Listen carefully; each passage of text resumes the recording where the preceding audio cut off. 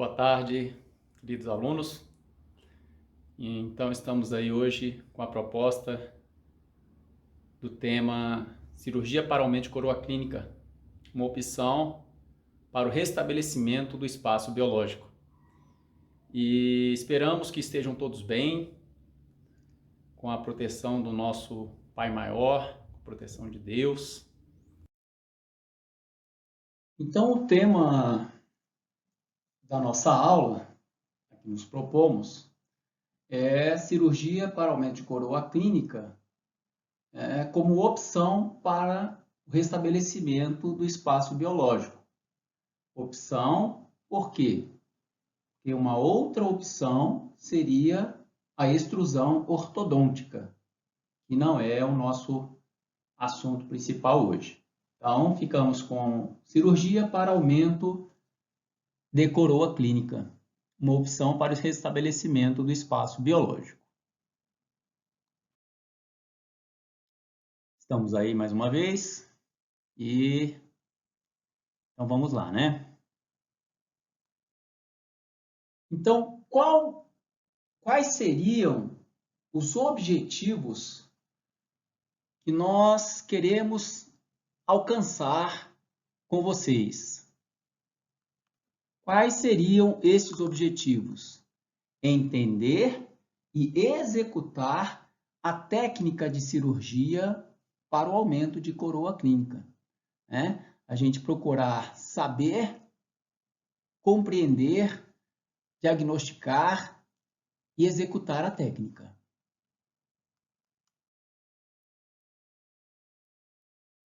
A fotografia a qual nós nos reportamos ficou a cargo do livro do Carranza, Periodontia Clínica, 12ª edição, e o livro de Cirurgia Plástica Periodontal, do Borghetti, da 2ª edição. Nesses dois livros, vocês vão encontrar em alguns capítulos tudo o que vai ser dito hoje. Então, qual será o conteúdo da nossa aula? Primeiramente, a definição do espaço biológico, o diagnóstico e consequências da violação desse espaço, o prognóstico e plano de tratamento em breves comentários acerca do procedimento de aumento de coroa clínica, as indicações e contraindicações, o instrumental que é utilizado para o procedimento e a técnica cirúrgica. O espaço biológico é definido como a dimensão fisiológica do epitélio juncional e da inserção do tecido conjuntivo. A medição dessas estruturas é relativamente constante e fica em torno de 2 milímetros aproximadamente, com uma margem de segurança para mais ou para menos em torno de 30%. E o sulco gengival com uma profundidade média de 0,69 milímetros. Essa dimensão do espaço biológico, em que os tecidos gengivais saudáveis ocupam entre a base do sulco e o osso alveolar, ou seja, a base do sulco, gente, é o fundo do sulco, e o osso alveolar subjacente, ou seja, a crista óssea, consiste na adesão do epitélio juncional e na adesão do tecido conjuntivo. Isso seria o espaço biológico, certo? Esse estudo foi feito em 1961 por Gargulho. E, clinicamente, a importância dessa informação é que ela é aplicada para diagnosticar as violações desse espaço biológico. Quando? Quando a margem da restauração está posicionada a 2 milímetros ou menos de distância do osso alveolar e os tecidos gengivais apresentam-se o quê? Inflamados, sem nenhum outro fator etiológico que seja evidente. Desta forma, recomenda-se que haja pelo menos 3 milímetros entre a margem gengival e a crista óssea. Isso permite que o espaço biológico adequado quando a restauração é colocada a meio milímetro dentro do sulco gengival. Ok?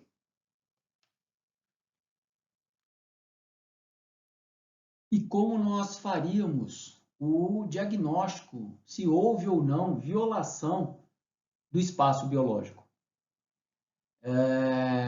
As cristas ósseas interproximais, a gente percebe uma rarefação, né, óssea quando há esse espaço biológico com suspeita de invasão. Entretanto, o Carranza ele informa que as radiografias não têm essa função diagnóstica. Por quê? Devido à sobreposição dos dentes, né? O que acontece? O que o Carranza sugere? O que ele orienta? Que esse diagnóstico não seja feito baseado especificamente nas radiografias. É claro que, quando nós temos uma invasão de espaço biológico puramente interproximal, nas margens cervicais do preparo distal ou mesial, sim, eu acredito que, com certeza, como acredito que todos já observaram, a gente verifica, pode verificar as invasões do espaço biológico. Mas e se essa invasão ela é observada em um dente restaurado que envolve, além dessas faces, ou apenas as faces livres? Como é que a gente faria para diagnosticar uma invasão de espaço biológico nas faces livres? Apesar da afirmação do Carranza em relação às radiografias, eu até acredito que podemos fazer como exercício, como uma atividade complementar, o uso da radiografia para avaliar as áreas interproximais. Certo? Mas e nas áreas livres? Como é que a gente faria para diagnosticar a invasão do espaço biológico em um dente que tem uma restauração ali que esteja subgengival?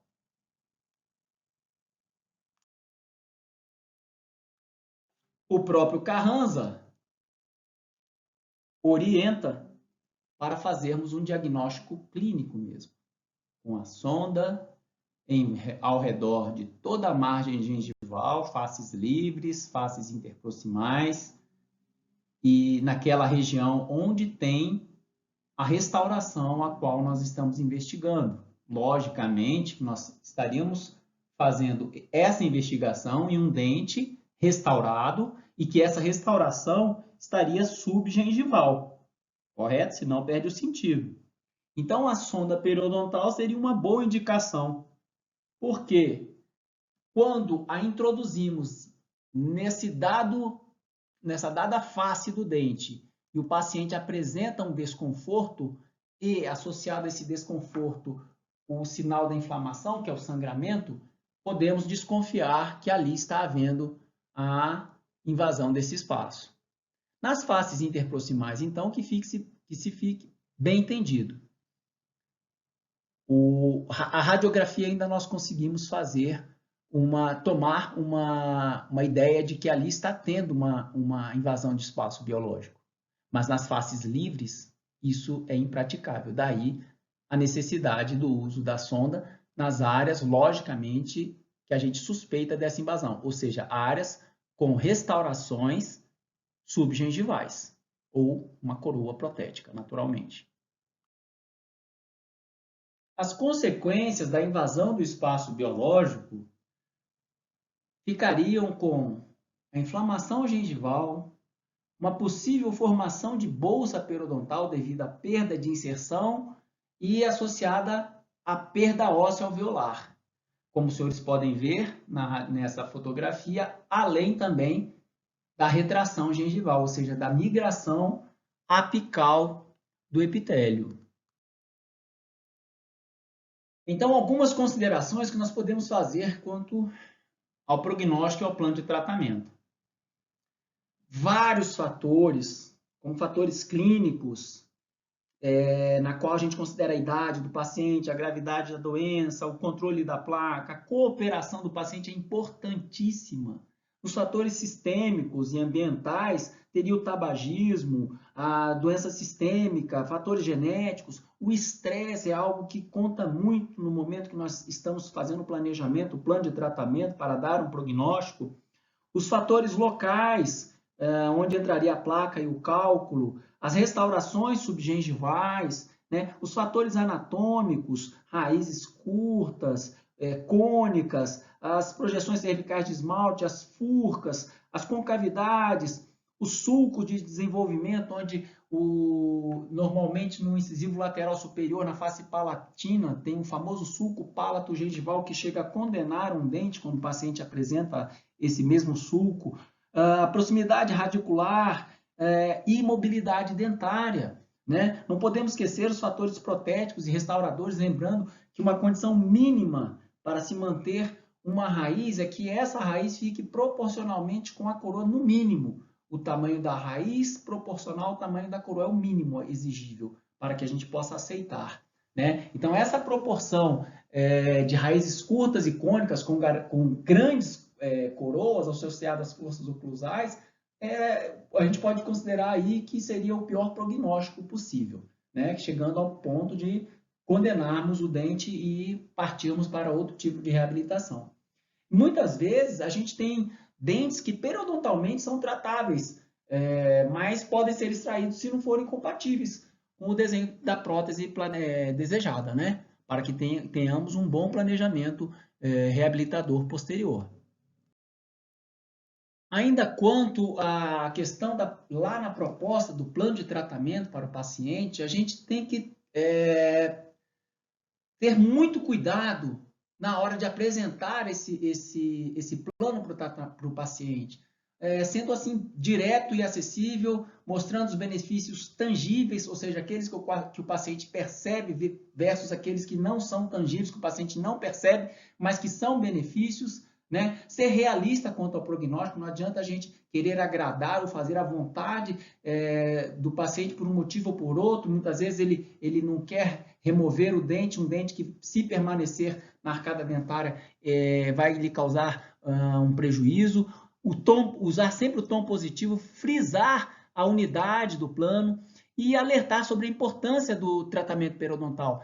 Frequentemente, os pacientes buscam orientações com dentistas sobre vale a pena tratar meus dentes, você trataria se fosse os seus, né? Se fosse o seu problema, por que eu não posso continuar com esses dentes até que realmente eles me incomodem? Né? É nossa responsabilidade orientar o paciente sobre a importância do tratamento.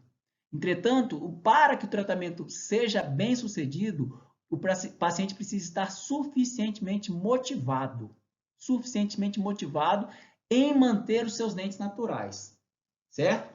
E para isso é importante que ele colabore principalmente com uma higienização adequada, certo?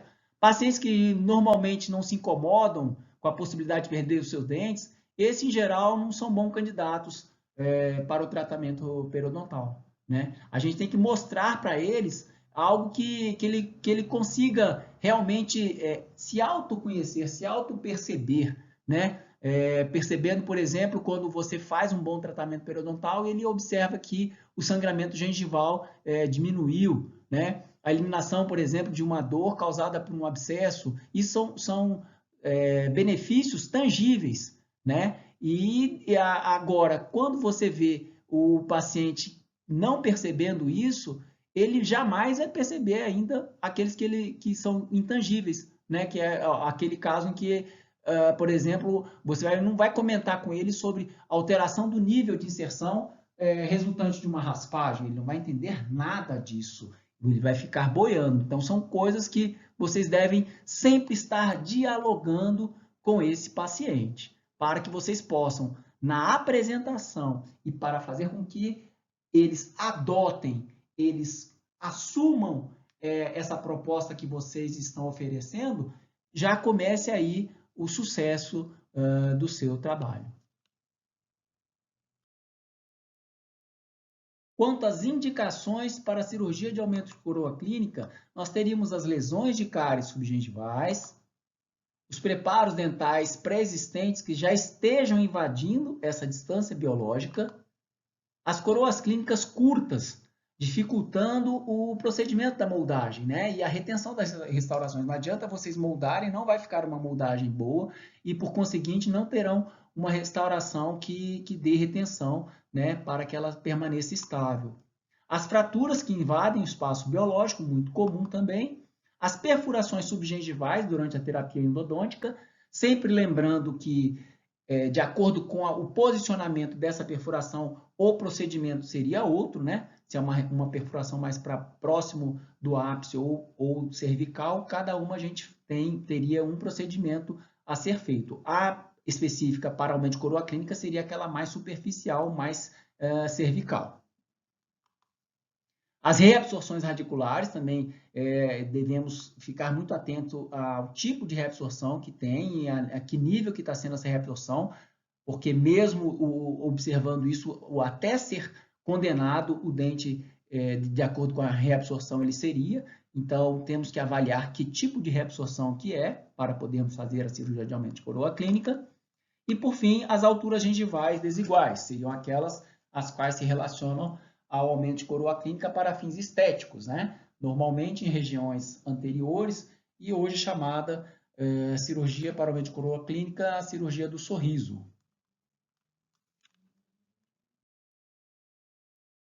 As contraindicações ficariam em quando a cirurgia criaria um resultado antiestético. Aquele caso que foi discutido lá da última aula, em que foi apresentado pela doutora Priscila, o doutor Helder, aquele dente, vamos fazer um aumento de coroa clínica, mas se eu tenho um dente anterior, principalmente, que irá me causar um efeito antiestético, essa cirurgia seria abortada. Tá? Então, quando a cirurgia vai criar um resultado antiestético, eu estarei influenciando na crista óssea dos dentes adjacentes, dentes que normalmente estejam rígidos, e a crista óssea ali também íntegra, eu não estaria trabalhando com cirurgia para aumento de coroa clínica. Uma opção seria o que a gente comentou também quanto ao tracionamento ortodôntico. Cáries ou fraturas profundas exigiriam a remoção óssea excessiva. Então, naqueles casos em que nós temos uma cavidade de cárie bem muito profunda e que com a remoção óssea para atingir um espaço biológico ideal, eu estaria comprometendo os dentes vizinhos, também estaria contraindicada a cirurgia para aumento de coroa clínica. E mais uma contraindicação é quando o dente não tem muita perspectiva para uma restauração que iremos ter sucesso. Essas duas últimas estariam muitas vezes uma interligada na outra, né? Porque o que a gente observa é isso aí, às vezes a cárie muito profunda e naturalmente o dente não vai ter uma certa razoabilidade para fazer o procedimento de restauração.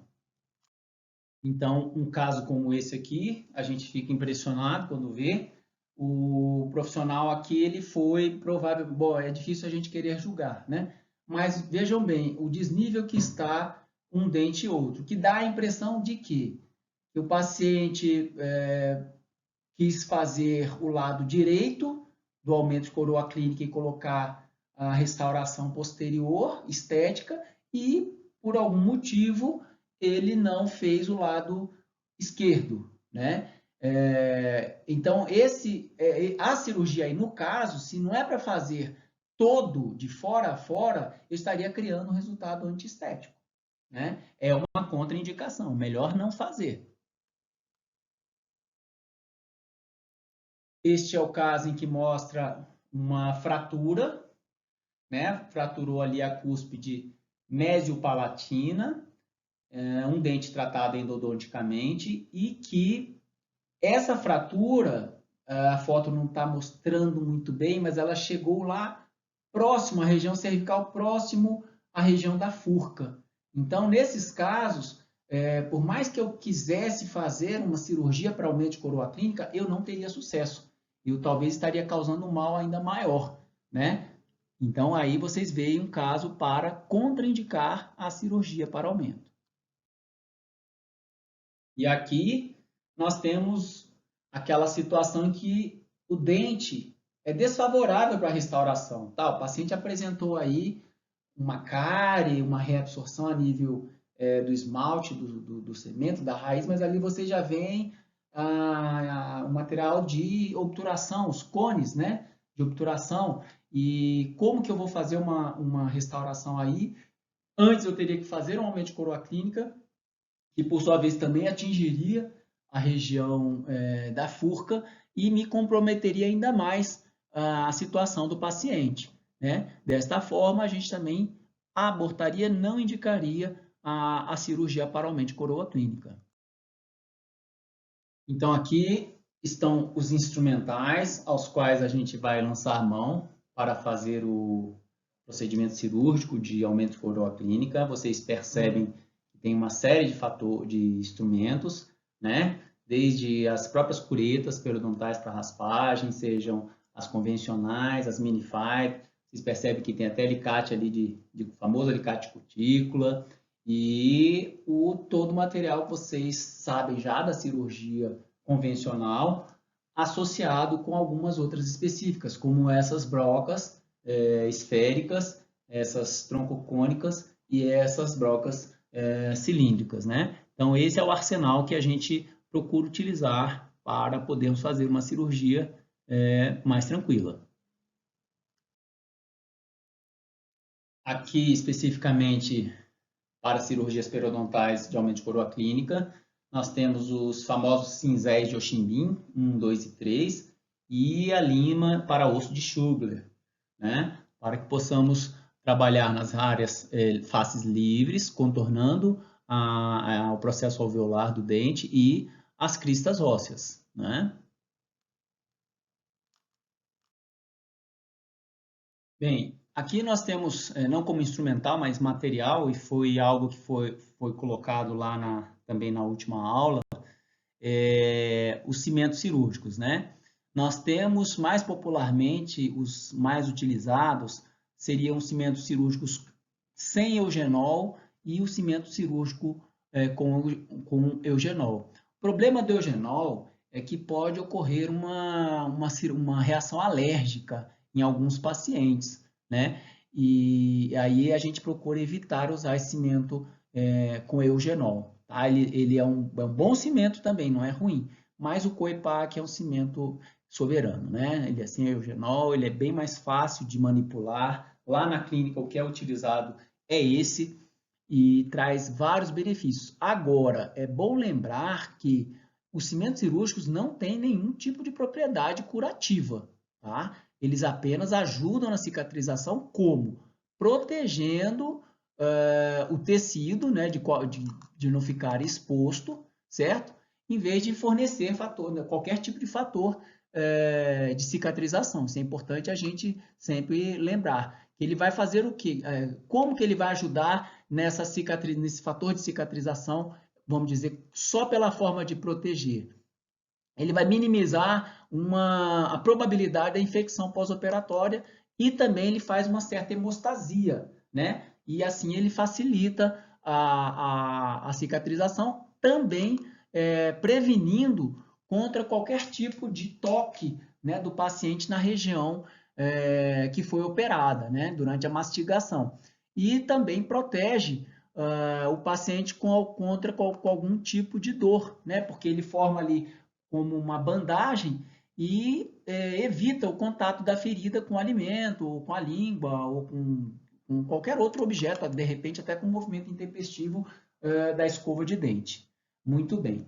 Teve uma colocação na live sobre coloca-se ou não coloca-se o cimento cirúrgico. O que eu tenho para dizer sobre isso? O cimento cirúrgico tem sim a sua indicação, mas cada caso é um caso. Professor, em que caso você utilizaria o cimento cirúrgico? A gente avalia no momento da cirurgia. É importante a gente já ter o arsenal montado com ele na nossa proximidade, próxima à nossa bancada, para que, sendo necessário, a gente utilizaria o cimento, tá? Então, não tem como assim, eu sempre uso ou eu não uso nunca. Não, eu tenho que ter o meu cimento próximo de mim, que em áreas mais extensas, áreas que eu sei que o paciente vai ter um desconforto maior, eu teria que fazer uma proteção. Ou muitas vezes o próprio paciente pede, olha, não tem nenhuma proteção aqui para colocar, porque eu estou com medo. Às vezes uma cirurgia estética para que ele não fique exposto àquela área que fica realmente um tanto quanto prejudicada a nível estético quando a gente faz uma cirurgia maior. Né? Aí sim a gente pode usar o cimento. Em outros casos, casos unitários, casos que a região está bem protegida pela própria situação, a região geográfica do dente, ou uma cirurgia menor, a gente procura evitar. Por quê?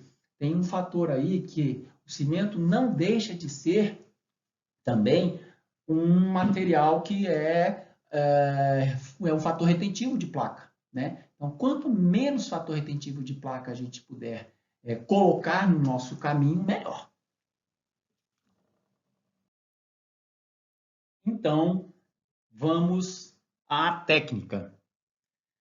Como combinado com o professor Wilson, essa técnica a gente vai deixar para mostrar para vocês um caso clínico, né? Na nossa live. E aí vocês verão, através de um exercício, como que vocês procederiam a nível de indicação, a nível de limitação, faria ou não faria essa técnica para que a gente possa lá na live discutir pessoalmente, ao vivo, né, sobre a questão da técnica cirúrgica. Tá ok? Então fica aí cenas para os próximos capítulos. Estudem, estudem, estudem e, na medida do possível, a gente vai procurar abordar e dirimir, né, esclarecer as dúvidas que vocês possam vir a ter. Ok? Muito obrigado e um grande abraço a todos. Fiquem com Deus.